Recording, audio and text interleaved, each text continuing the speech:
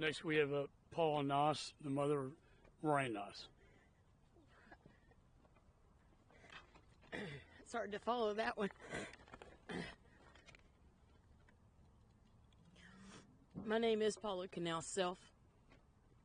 I am the mother of Tyler Christian Knauss and Army Staff Sgt. Ryan Christian Knauss.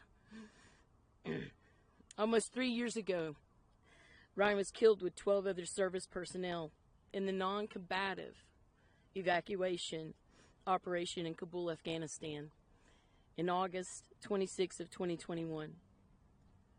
Ryan did know he was ready to go back that second time to Afghanistan. What he wasn't ready for was the politics that came with it.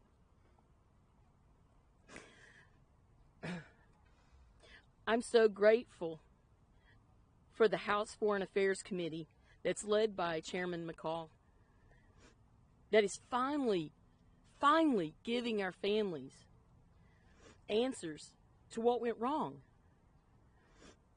In my opinion, the U.S. Embassy in Kabul needed to have been closed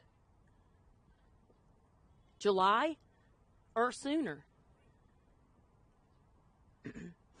When our military leaders were recommending this to them, arrogance by Biden and Wilson, thinking that a U.S. embassy could stay open in a hostile environment with the Taliban taking province after province by August, is politics over military planning. The go to zero policy by Biden and Harris accelerated the Taliban to overrun the Afghan armed forces. And then they took Bagram Airport, wherein they released all of the ISIS prisoners that they're supposed to hate so much. And that ultimately led the ISIS, at least one of them that we know of, to the Abbey Gate, where he strapped on a bomb and he blew our kids up.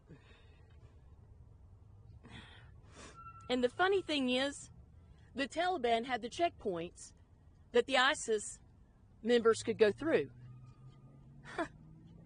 It's amazing, isn't it?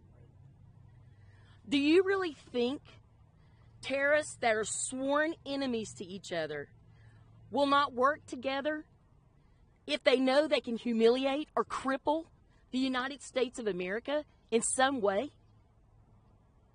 That's why the Doha Agreement did not work for Biden and Harris.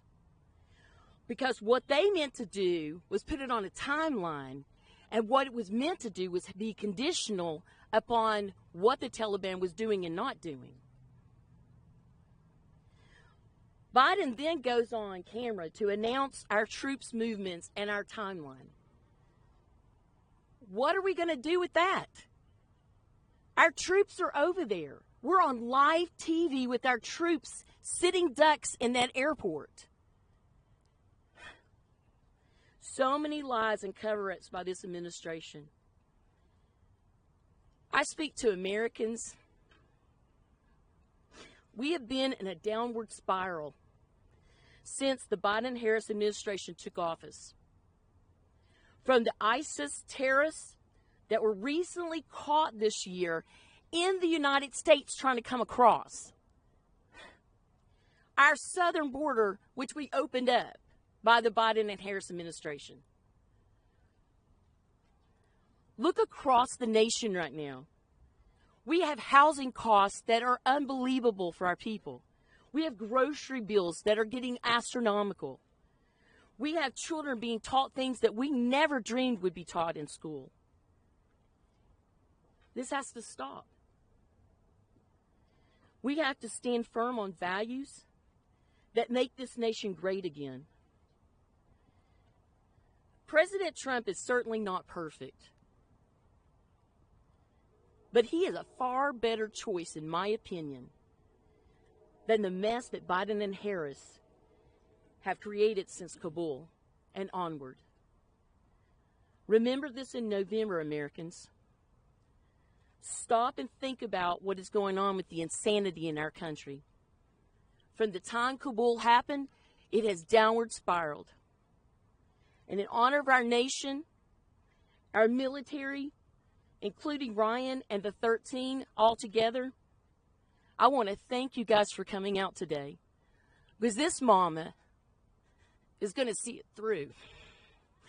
She wants to see this country be great again. Thank you.